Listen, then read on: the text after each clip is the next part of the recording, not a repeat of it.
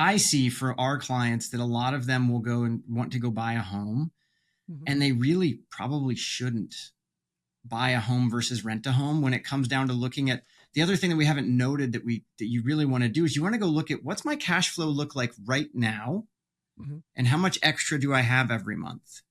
Yep. And then what will happen if I start making this payment? Will I go negative? Will I have, nothing left over? Do I have to choose to no longer go on vacation? Right? Like there's all of those choices you have, which come back to lifestyle too, all those choices that you have to make. But ultimately, what we see for a lot of people is that owning homes around our neighborhoods right now at these prices, pretty much everyone, and I'm actually saying everyone, is priced out. Unless you're a cash buyer with like a parent or grandparent who's showing up with all the cash to buy the house. Mm.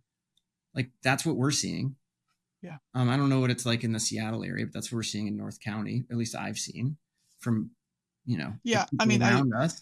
But what I'm getting at is like for eventually when people need to go sell and buy houses again, like you who make $500,000 a year can only afford so much of a mortgage. And it's sad that I have to say you who make $500,000 a year can only afford so much of a mortgage. But yeah. like you're priced out of these neighborhoods. But Yeah. And you're that's in the top just you're hard. top 2% of income earners in the country. Like that doesn't make sense. So it's going Yeah. to have to work its way out. And it's either going to work its way out by interest rates coming down or by prices coming down or something in Yeah. between. Okay. So yes, that is a depressing message, and but it's a realistic message, and we see it in the Bay Area and New York City. Also, I think I've had one client in the last couple of years buy a house, Yeah. um, just because the impact of the mortgage, the interest rates, has been so painful. Um, so let's talk about, like, okay, let's pretend that buying a house is a possibility. What would you say um, is the best scenario for someone to be in to buy a house? Someone, a client, if they came to you and said, I want to buy a house, and you looked at their situation, you'd be like, you are perfectly positioned to buy a home. What characteristics would that person have? What would we want our listeners to think about if they wanted to buy a house? I think it's all to me, it's all the same basics. It's they can afford the down payment, they can afford the monthly payment, it won't affect their lives, and they have some level of stability in their income, or they have a large asset base if they need if there's a period of time where they're not working, so they don't lose the house. Yeah. I think for me, the one additional thing that I would just call out explicitly is you are okay with losing flexibility in your life. Yes. Right? Because now you've got this in the current conditions, really high fixed expense every month. So if you Yes. can afford it under your current conditions, you probably can't change your current conditions very much. Like, Yeah.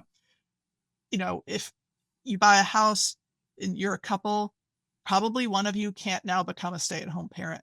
100%. Thank you for pointing out flexibility. It's something that I'll point out to clients all the time, to exactly to your point, especially when we're on the younger side and we're starting to have families. Man, you take Yeah. away a lot of flexibility there. Yeah. Yeah.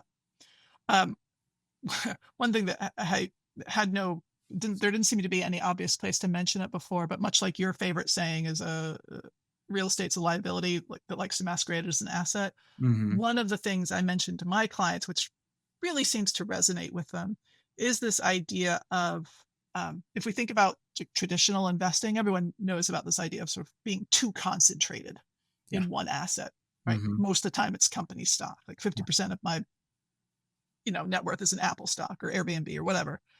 Um, that is also the case when you buy a home Yes.